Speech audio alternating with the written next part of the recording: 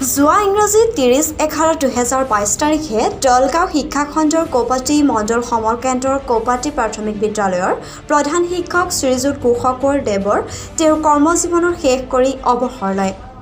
সেয়ে আজি 28/12/2022 তাৰিখে অবিভক্ত কৌপাটি মণ্ডল সমল কেন্দ্ৰৰ সমূহ শিক্ষক শিক্ষয়িত্ৰীয়ে তেওঁক আন্তৰিক বিদায় সম্বৰ্ধনা জনায় কৌপাটি সংমণ্ডলৰ সমল কেন্দ্ৰৰ সভাকক্ষত। উক্ত সভাত মুখ্য অতিথি হিচাপে দলগাঁও প্ৰাথমিক বিদ্যালয়ৰ শিক্ষাখণ্ডৰ শিক্ষা বিষয়া মাননীয় শ্ৰীযুত হিতেশ্বৰ নাথ ছাৰ, তেওঁৰ লগতে উপস্থিত থাকে দলগাঁও শিক্ষাখণ্ডৰ বিদ্যালয়সমূহৰ সহ পৰিদৰ্শক মাননীয় মতিউৰ ৰহমান ছাৰ আৰু দলগাঁও শিক্ষাখণ্ডৰ BRP মাননীয় সুনীতা জৈন বাইদেউ।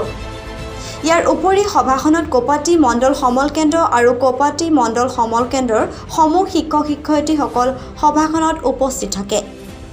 দলগাঁও শিক্ষাখণ্ডৰ শিক্ষা বিষয়াগৰাকীয়ে তেওঁৰ ভাষণত শিক্ষকসকলক নিষ্ঠা সহকাৰে পাঠদানত আত্মনিয়োগ কৰি দেশৰ ভৱিষ্যত প্ৰজন্মক মানৱ সম্পদ হিচাপে গঢ়ি তুলিবলৈ আহ্বান জনায়।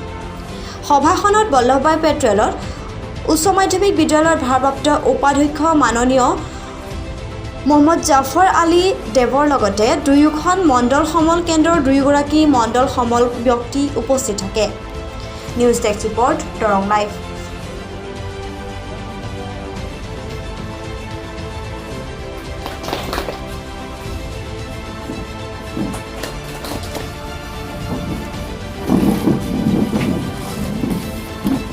আজি আমি আমাৰ কৌপাটি প্ৰাথমিক বিদ্যালয়ৰ প্ৰধান শিক্ষক শ্ৰীযুত কুশল কোঁৱৰ ছাৰৰ বিদায়ী সম্বৰ্ধনা সভা অনুষ্ঠিত কৰিছোঁ।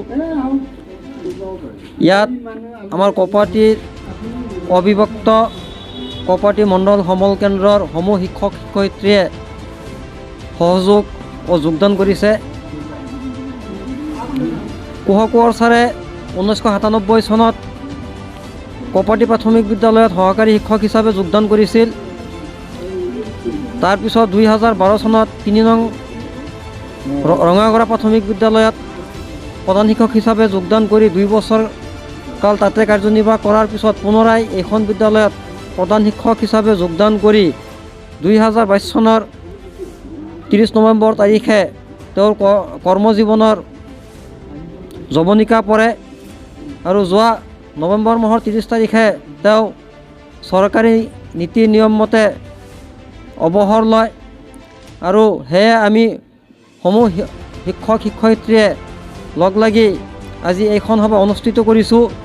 এইখন সভাত মুখ্য অতিথি হিচাপে উপস্থিত আছিল আমাৰ দলগাঁও শিক্ষাখণ্ডৰ খণ্ড প্ৰাথমিক শিক্ষা বিষয়া শ্ৰী হিতেশ্বৰ নাথ ছাৰ, লগতে বিদ্যালয়সমূহৰ সহ পৰিদৰ্শক মতিউৰ ৰহমান ছাৰ আৰু অন্যান্য বিষয়ববীয়াসকল আৰু সকলোৱে আহি এই অনুষ্ঠানটো সুকলমে পৰিচালনা কৰাত সহযোগ কৰাৰ বাবে সকলো ছাৰ বাইদেউলৈ আন্তৰিক শুভেচ্ছা ও ধন্যবাদ জ্ঞাপন কৰিছোঁ।